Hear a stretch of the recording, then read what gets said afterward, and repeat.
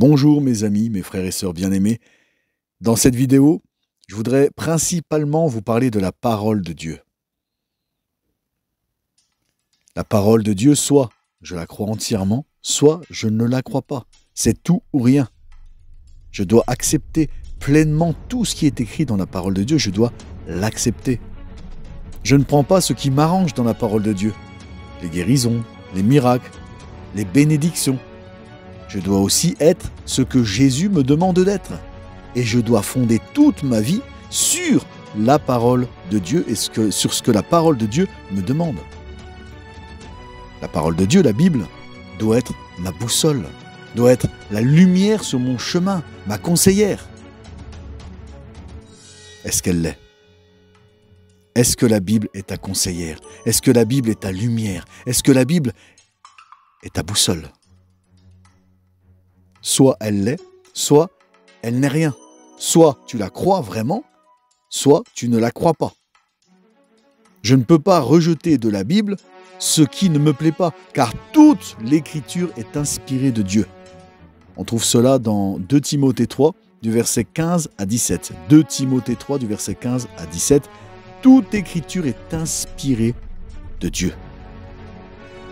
La Bible doit être reçue, crue, observée et mise en pratique. Jésus lui-même enseigne que l'Écriture est inspirée de Dieu dans le moindre détail. On trouve cela dans Matthieu 5, du verset 17 à 20. Matthieu 5, du verset 17 à 20. Voilà ce que dit Jésus. « Ne croyez pas que je suis venu pour abolir la loi ou les prophètes. Je suis venu non pour abolir, mais pour accomplir. Car je vous le dis en vérité, tant que le ciel et la terre ne passeront point, il ne disparaîtra pas de la loi un seul iota ou un seul trait de lettre, jusqu'à ce que tout soit arrivé. Celui qui supprimera l'un de ces plus petits commandements et qui enseignera aux hommes à faire pareil, eh bien celui-là sera appelé le plus petit dans le royaume des cieux. Mais celui qui les observera et qui enseignera à les observer, celui-là sera appelé grand dans le royaume des cieux. Car je vous le dis, si votre justice ne surpasse pas celle des scribes et des pharisiens, vous n'entrerez pas dans le royaume des cieux. Si je crois en Jésus-Christ, alors je crois à tout ce qu'il a dit, et j'applique tout ce qu'il me commande de faire. Soit j'épouse la Bible et je fonde toute ma vie sur la Bible, soit je vis comme moi je veux, ou comme le monde veut. Soit Jésus est le maître de ma vie, soit c'est moi le maître de ma vie, soit je me laisse diriger par Jésus, soit je me laisse diriger par le monde. Jésus a dit en songe à David Wilkerson, « Pourquoi ne prenez-vous pas au sérieux mes paroles ?» Jésus-Christ doit être concret dans ma vie. Je dois fonder toute ma vie sur les paroles du Christ. C'est ça être un disciple. Est-ce que tu as vu la définition de disciple dans le dictionnaire? Définition de disciple. Personne qui reçoit l'enseignement d'un maître. Personne qui adhère aux doctrines d'un maître. Un exemple, c'est une disciple fervente de. 2 synonymes, adepte, partisan. Je reçois l'enseignement de Jésus.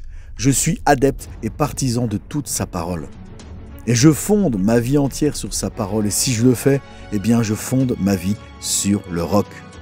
Matthieu 7, du verset 24 à 28. C'est Jésus lui-même qui me le dit. Voici ce qu'il dit.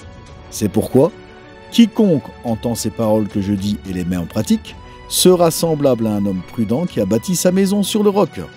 La pluie est tombée, les torrents sont venus, les vents ont soufflé et se sont jetés contre cette maison. Mais elle n'est point tombée, parce qu'elle était fondée sur le roc. Mais quiconque entend ces paroles que je dis et ne les met pas en pratique, sera semblable à un homme insensé qui a bâti sa maison sur le sable. La pluie est tombée, les torrents sont venus, les vents ont soufflé et ont battu cette maison. Elle est tombée et sa ruine a été grande. Et si on reprend les chapitres d'avant, Jésus, qu'est-ce qu'il nous demande? Eh bien, il nous demande d'être gentil avec tout le monde, même avec les méchants, d'aimer nos ennemis, de ne pas résister au mal, de pardonner comme Dieu me pardonne. J'accepte les bénédictions de Jésus. Mais je ne voudrais pas accepter ça. Est-ce que ce serait juste? Est-ce que ce serait juste? Si je prends les bénédictions, je veux bien, les miracles, les guérisons, etc. Ça, je prends. Mais parfois, on a vraiment du mal à accepter d'aimer nos ennemis, de ne pas résister au mal, d'être gentil avec tout le monde, même avec les gens méchants. De toujours rester doux, humble, courtois, correct. Et pour cela, il faut mettre son ego, son orgueil de côté. Soit je prends toutes les paroles de Jésus, soit je ne les prends pas. Et ce que me demande Jésus, je dois l'appliquer, le mettre en pratique dans ma vie parce que j'ai donné ma vie au Christ. Je donne ma vie au Christ. Donc ma vie, elle ne m'appartient plus. Elle appartient à Christ et c'est de loin le meilleur pour moi. Alors souvent on entend des personnes dire « Oh oui mais c'est dur, oh aimer ses ennemis c'est dur, pardonner c'est dur ». Non, on doit vraiment de tout notre cœur s'efforcer d'être conforme à ce que nous demande la parole de Dieu. Bien sûr avec l'aide du Saint-Esprit. On peut prier que Dieu nous aide à pardonner, etc. Mais quand on arrivera devant Dieu, on ne pourra pas lui dire « Écoute Seigneur, non c'était trop dur, aimer nos ennemis ». De toute façon, Jésus l'a dit. Si on ne met pas en pratique ces paroles, donc toutes ces paroles, on fonde notre maison sur le sable. La maison, elle tombe et la ruine est grande. Mais si on fonde notre vie sur ces paroles, alors même oui, ça peut paraître difficile de ne pas résister au mal, d'être gentil même avec les personnes méchantes, d'aimer nos ennemis. Mais Jésus nous le demande. Jésus nous le demande. Et on n'a aucune excuse parce qu'on peut s'appuyer sur le Saint-Esprit. Si Jésus nous le demande, c'est que c'est possible, c'est qu'on peut le faire. Jésus, il ne nous demanderait pas quelque chose qu'on ne peut pas faire. Et en plus, on a son Saint-Esprit pour nous aider à le faire. Mettons en pratique la parole de Dieu. Fondons toute notre vie sur la parole de Dieu. Je voudrais quand même terminer sur ce que dit la parole sur les souffrances et les soucis dans nos vies, à nous, les chrétiens. Parce que Jésus l'a dit, vous aurez des tribulations dans le monde, mais prenez courage, j'ai vaincu le monde. On a du mal à l'accepter, qu'on va passer par des difficultés, qu'on aura encore des souffrances en tant que chrétien, des douleurs. Mais l'important, Jésus nous le dit, il ne nous ment pas, il ne nous a pas fait croire que tout était tout beau, tout rose pour le chrétien. Il nous dit justement, prenez courage, j'ai vaincu le monde. C'est pour ça qu'il nous dit, ne crains pas, parce qu'il sait que dans ce monde, il y a beaucoup de choses qu'on pourrait être terrorisés et craindre. Mais dans sa bonté, il nous a laissé sa parole sur laquelle on peut s'appuyer fermement. On peut traverser les obstacles, les difficultés avec lui. Mais pour ça, je dois l'accepter. Qu'est-ce que je dois accepter? Eh bien, que je vais passer par des difficultés, par des épreuves, par des souffrances. Je dois l'accepter et je dois m'y préparer. En fait, le fait de l'accepter va faire que je vais m'y préparer. Parce qu'on a un ennemi, Satan, l'ennemi de nos âmes qui veut nous décourager, nous abattre, nous éloigner de Dieu, voler les plans que Dieu a pour nous. Regarde ce que nous dit l'apôtre Pierre dans 1 Pierre, chapitre 5, à partir du verset 8. « Soyez sobres, veillez, votre adversaire, le diable, rôde comme un lion rugissant, cherchant qui il dévorera. Résistez-lui avec une foi ferme, sachant que les mêmes souffrances sont imposées à vos frères dans le monde. » À vos frères dans le monde. Mais écoutez la suite au verset 10. « Le Dieu de toute grâce, qui vous a appelé en Jésus-Christ à sa gloire éternelle, après que vous aurez souffert un peu de temps, vous perfectionnera lui-même, vous affermira, vous fortifiera et vous rendra inébranlable. » Dieu te rendra inébranlable. Dieu, il veut nous équiper pour résister à Satan. Mais pour être équipés, nous devons connaître et mettre en pratique sa parole, la Bible. C'est comme ça qu'on sera équipé pour résister à Satan. Et ne pas oublier que celui qui vit en nous est plus grand que celui qui est dans le monde. On gagne par la foi, par la persévérance et par la patience dans la souffrance. Dieu regarde à notre foi.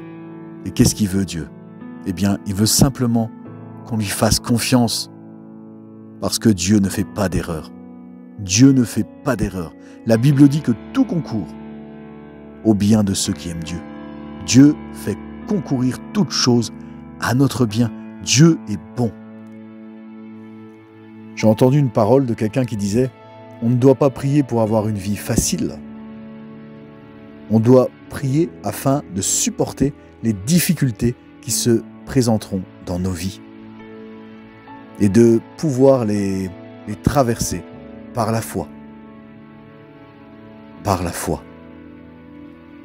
Et pour conclure, si parfois, hélas, notre côté humain et charnel reprend le dessus et que dans la souffrance, on crie à Dieu et qu'on ne comprend pas, si à ce moment-là, on est tenté de remettre en question l'amour de Dieu, quand Dieu tarde à nous répondre, eh bien, on peut parfois, hélas, être tenté de remettre en question l'amour de Dieu, son amour de Père. Mais là, je veux vraiment te donner une réponse pour cela, qui se trouve dans Romains 5, du verset 3 à 8. Romains 5, du verset 3 au verset 8. Écoute ce que dit Paul, à partir du verset 3.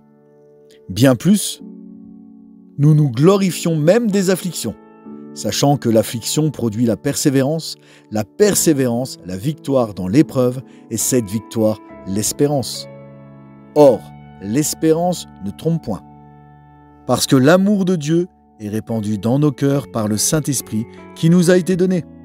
Car lorsque nous étions encore sans force, au temps marqué, Christ est mort pour des impies. À peine mourrait-on pour un juste, quelqu'un peut-être mourrait-il pour un homme de bien.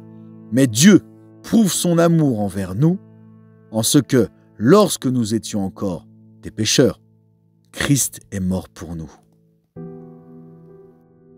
Je vous répète ce verset 8. « Mais Dieu prouve son amour envers nous en ce que lorsque nous étions encore des pécheurs, Christ est mort pour nous. » Ce que je veux te dire par là. Toi, juste avant, Paul il parle de la souffrance, de la difficulté. Mais si on est tenté dans ces moments-là de remettre l'amour, de douter de l'amour de Dieu. Où est ton amour, Seigneur? Où es-tu? Bien, relis ce passage. Dieu n'a plus à prouver son amour.